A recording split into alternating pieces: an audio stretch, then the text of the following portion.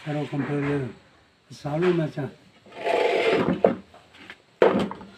Sakit lo kedai tenai, tindui ke lo zuang, aku la kuing. Surau tersang me tibin meng, menai ke bamlong si. Ngam ne ide, ilung sai lei lei, Saraukambe Leu. Surau tersang mai, yang men pui bam kam, aku lo ni budui ke zai kai de, Suijelungbe kinde, ngau lu den si de, ikin rong lei ke de so de, sing kili sai hi lei.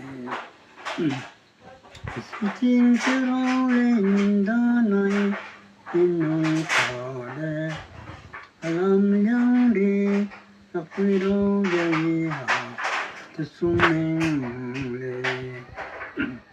Oke hang kitim kim heng, sarau heng poi, dai je sarau, nang pui nang su heu, aku la pui lang chan tim de, hạt tersung de kim, du anh ngô cái đây hiện nêu cung tan này.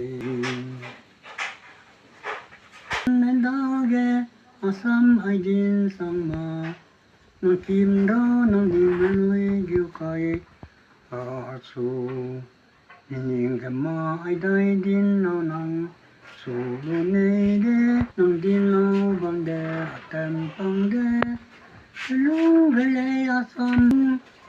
Ide alung men de nuôi lao, tam đun ram de me lan de sai, phong đầu lưỡi lê, thằng kim tiêu soi ha, mi lung de ma ai lê, dù tin de rêu kêu, nó ra kẹp xa ga, thằng kim tiêu kêu con ra lê, cái dây nói gì, đã nuôi kinh. Tukang peru, gai bering bung, ende gai, bingkun